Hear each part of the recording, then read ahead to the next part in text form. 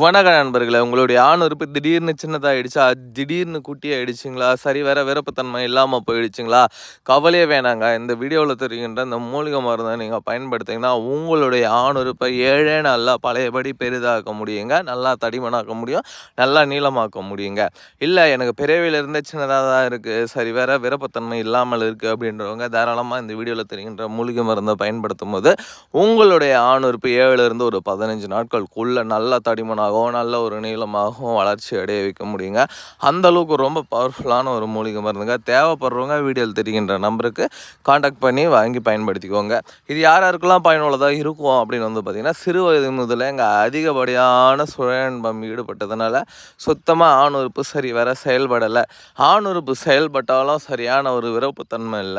அதேமாரி ரொம்ப குட்டியா இருக்கு. பெண் உறுப்புக்குள்ள விடும்போது ரொம்ப ஃப்ரீயா போகுது. இந்த மாரி ஃபீல் பண்ணுறவங்க தாராளமா இத வாங்கி பயன்படுத்திக் கொள்ளலாம்.